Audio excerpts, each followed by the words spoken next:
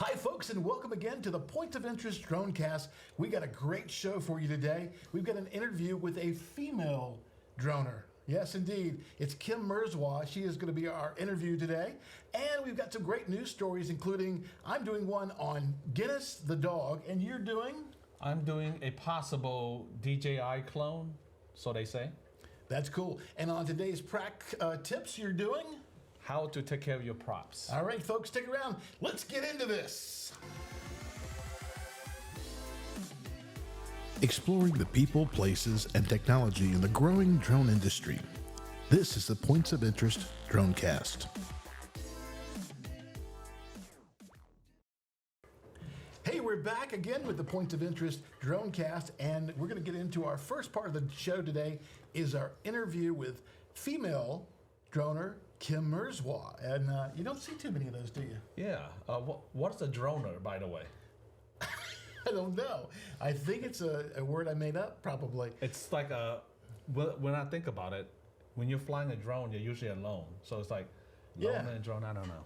Yeah. But anyways, that is awesome. That might be a word that we're going to use from now on. Yep, but she is a girl version. Girl, is that the right word? Female version, yeah.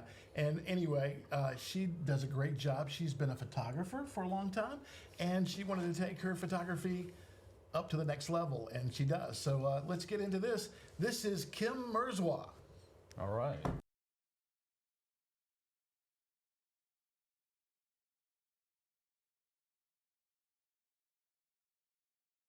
So we're here with Kimberly Mierzwa, and Kimberly is one of our other fellow droners.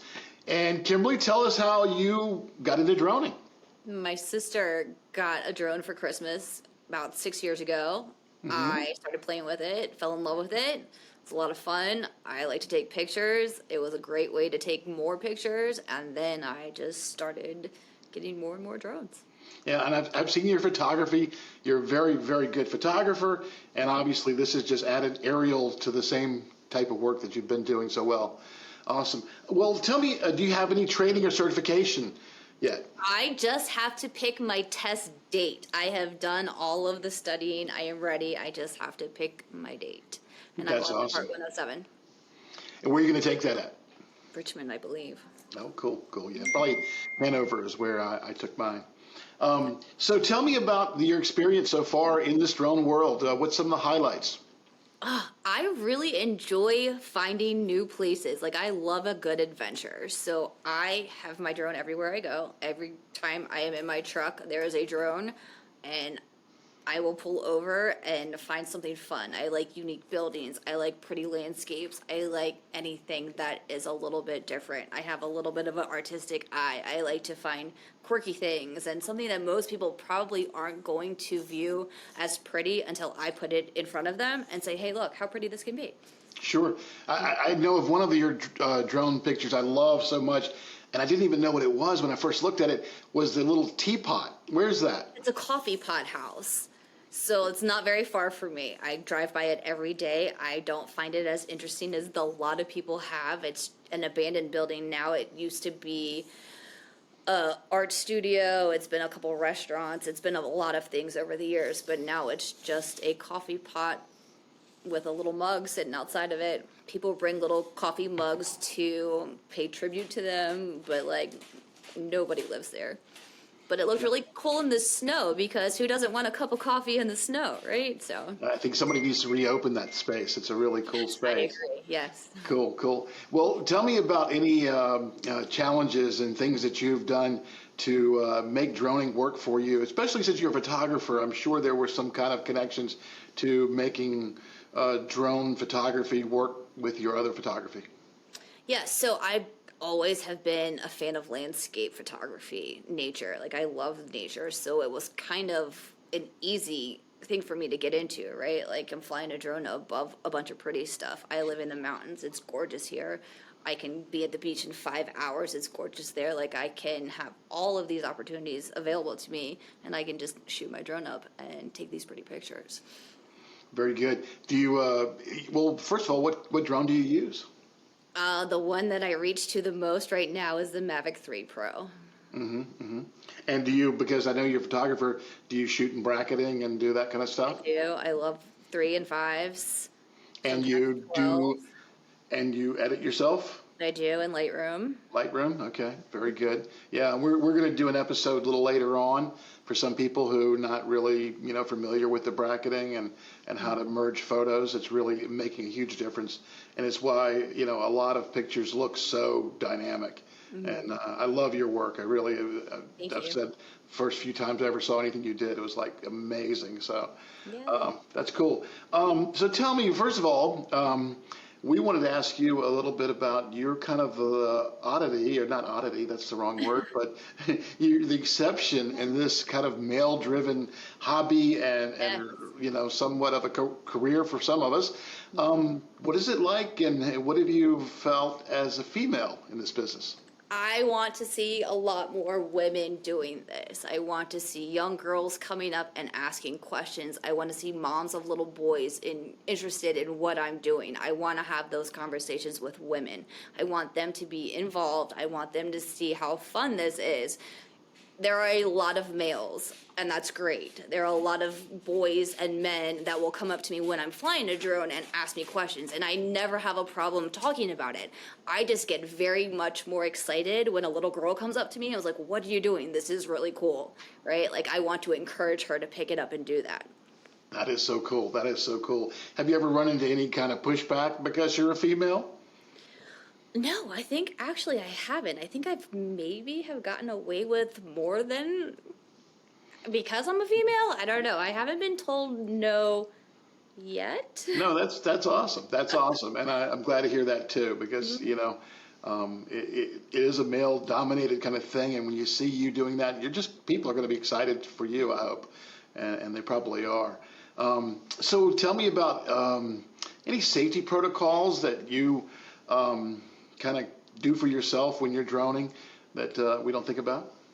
I don't know if we don't think about it, but I always make sure that I am looking around to see all of the wires, what I could potentially hit, what the tree situation is like, what else is in the sky, right? Like, there's a lot of those things. Then I'm checking the ground. Where am I going to land? Where am I going to start? Where all of that's going to take place. And then I kind of will scope out, like if it's a building, I will take a walk around and make sure that what I want to shoot is shootable. Awesome. And I think I heard one time we were talking, because we've droned together before a couple of times, and actually we met really or connected through Jerry's Facebook group, which we're all kind of a big part of, and I'm going to have Jerry on the show here shortly.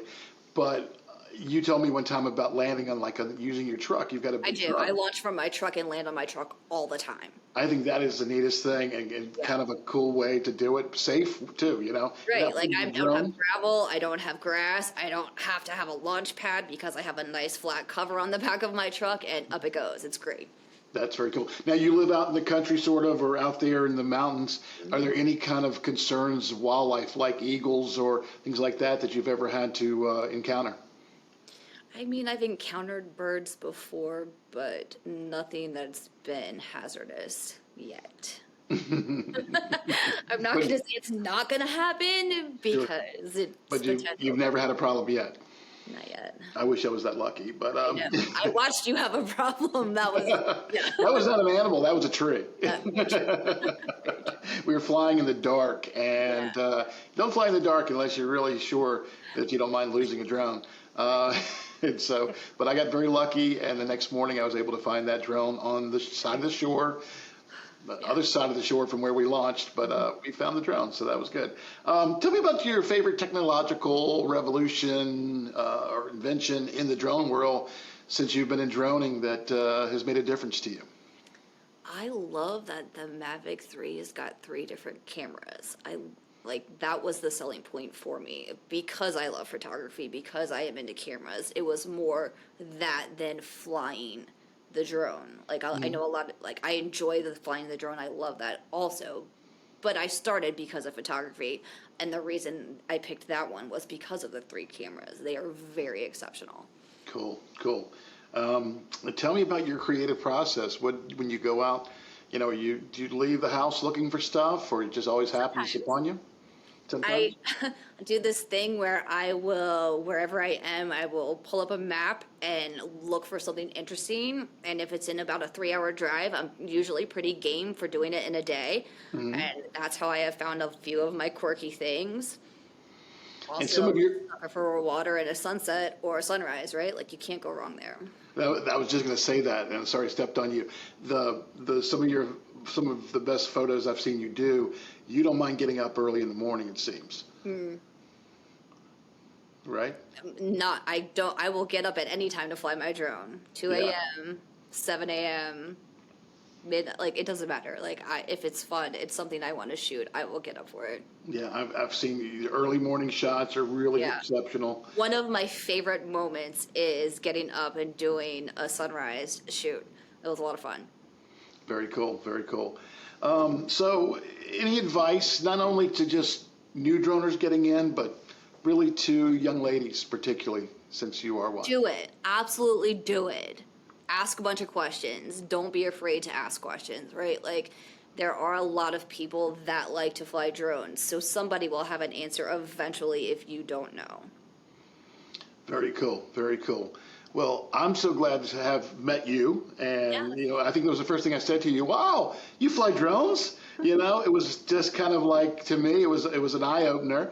And you're not the only girl droner that I am good friends with. Alicia Helms, another person we're going to have on the show, because she is probably one of the best real estate photographers in the business, and male or female. So we look forward to getting her on there. But it's really cool having you all in here with those bunch of crazy men who love to play with toys. We're going to take over. That's what's going to happen. That's well, that's probably true. That is probably true, as women do of almost anything. That's our job.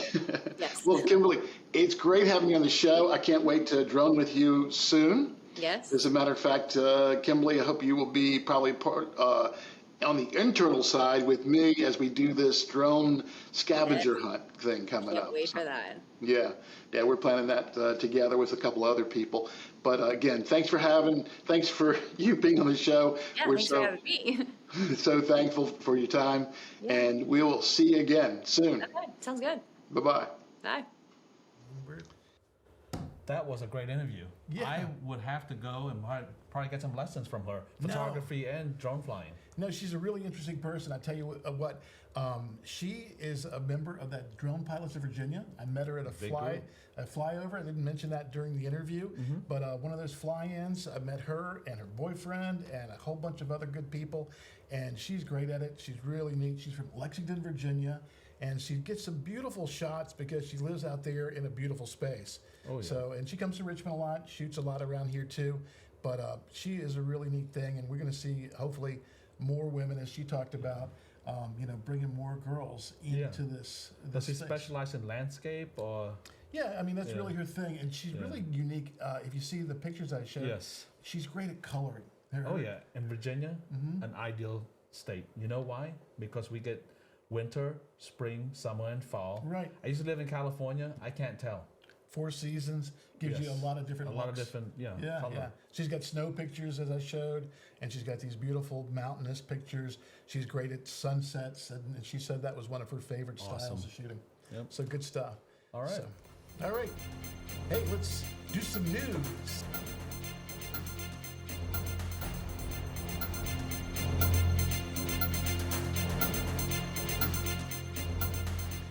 Start off, Prak, you've got something to share with us. What is it? Okay, if I say Spectre, what do you think of? I think of the lights, the different colors of Spectre, right? Ghosts like Spectra. Yeah, Spectra. Well, if what's been going on is that there's a identical drone similar to DJI or exactly like DJI, an unbranded one called Spectre. It's showing up on Amazon. U.S. Amazon. If no other country, if you were in Europe, you're not able to get it. If you're any other country, you're not able to get it. Only here. Only in the U.S. So I dug deeper.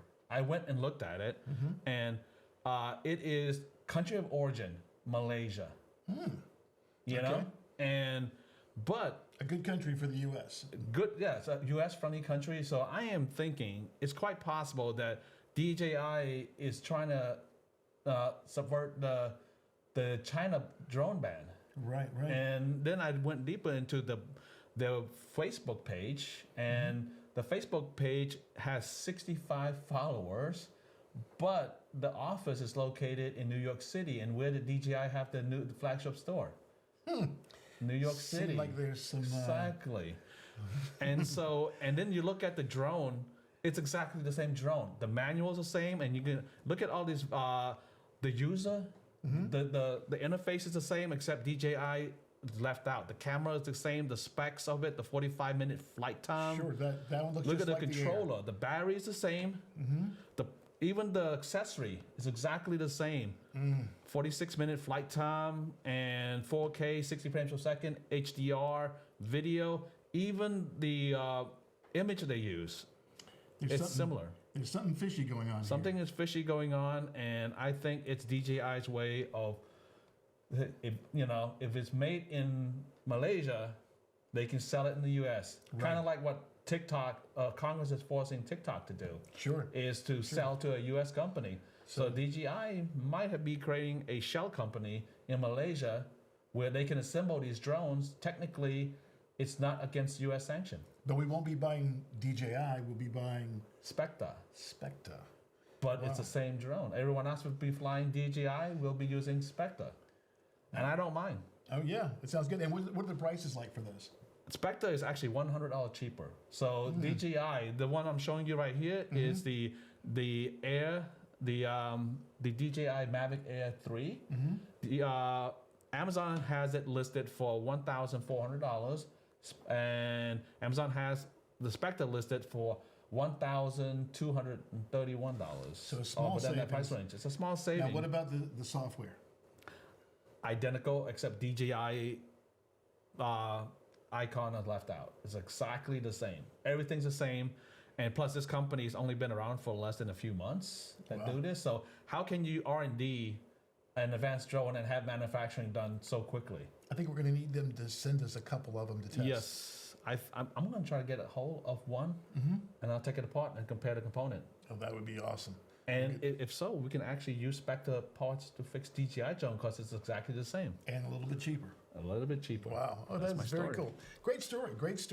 We'll get back to you about that as we find out more stuff about that, please. Definitely. All right. My story is about Guinness the dog. And Guinness was a dog rescue that, it wasn't any just normal dog rescue because this one made national news, happened up in Jersey, and turned out it was from a company up there called USAR. And they are a search and rescue team up there, run by a guy by the name of Michael Parziale. And he is a nice guy. I talked to him on the phone. And they've been doing this for a long time. They offer their rescue 24/7, 365 days a year. And what a great guy. But this particular interesting rescue happened right off the interstate up there in Jersey, and you know how busy it is up in Jersey. Yes. Just a dangerous place to be, and it was an awful place to be for a dog who apparently got hit by a truck. Wow. And then ended up in the weeds, and he went looking for it that night. It took him 2 days to find this poor puppy that was laying in there, helpless, couldn't move. He took out with a thermal. He used the Matrice 30T, which we have too. Yes. And he ran the thermal drone. Then he came back. Next day, went back out early in the morning because if you know, in the morning, sometimes the temperatures are different. The Yes, you can ground's see the colder, contrast. then the contrast is higher, Exactly. right? Yeah. And he told me he used what we call black hot, which is one of the pallets you could use. And he used black hot, and as he kind of was going on his last trip, heading back to himself, he spotted him.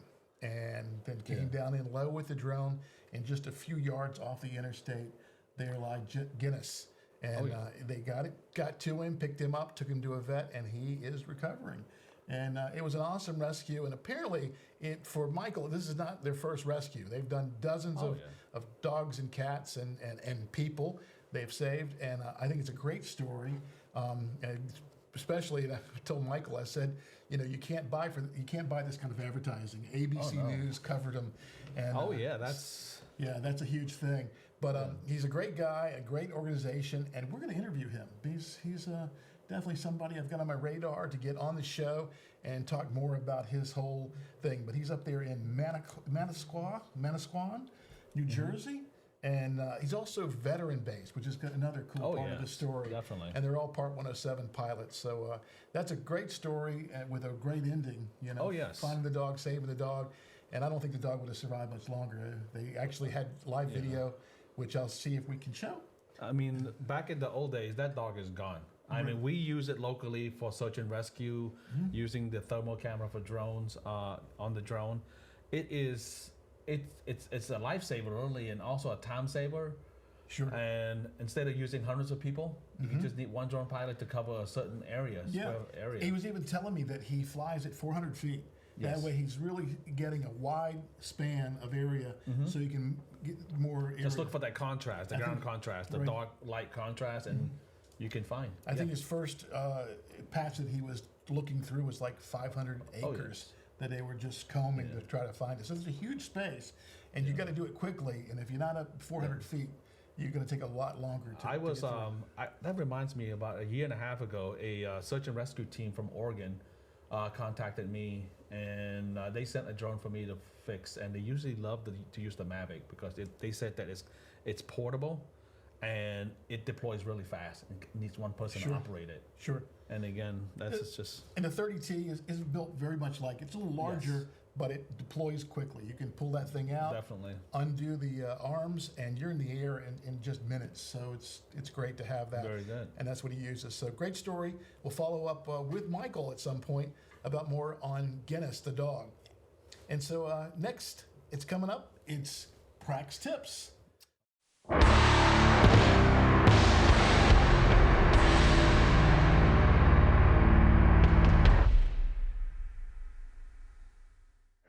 It's time for Prak's Tips. And Prak, what are you covering today? Gotta give props to the props, you know? What is the most important thing about a drone other than the battery? It's got to be the props, probably, to keep it in the air. It's useless without a prop, right? Okay, so what most people do is when they fly, this is a Mavic, Mavic 4. Phantom 4, I'm sorry. Phantom 4. And some people who fly their drone, they would have props that's a little bit chipped, a little bit cracked. This one here, you really can't tell this is a bad prop, can you? No. And when you fly it, it will fly. It might even fly level and straight because it has a accelerometer that balances it. Sure. But guess what's going to happen? It's working harder. This particular motor is going to work extra hard to keep it in float because this is out of pitch. This prop right here is out of pitch. So it's going to work really hard to stay put. So after like 20 hours of flight time, if you don't replace this prop, you know, not continuous use, but after total flight time, the ESC will burn out. So you're going to have ESC error, or you just might have it fall from the sky. So the most important thing, prop is to a drone as tires to a car. So you gotta maintain it, and you gotta make sure. Just because it looks clean and nice does not mean it's in great shape. This one here, you can tell it looks great, but you can see how it bends here, and that one will actually change the characteristic of the flight. Wow. And it can cost your drone So it probably just fell over on the drone. Exactly. And bent that just a little bit. And again, these are the kind of props you can see here. It will fly, but it will do damage. It will work extra hard. So every time when you inspect your props, before you take your drone out, put your hand out and feel. If there's any kind of crack or bend, replace the prop. Props are cheap. Drones are a lot more expensive to replace. Sure. But that's my tip for today. Fantastic. Hey, props to you. Well, thank you.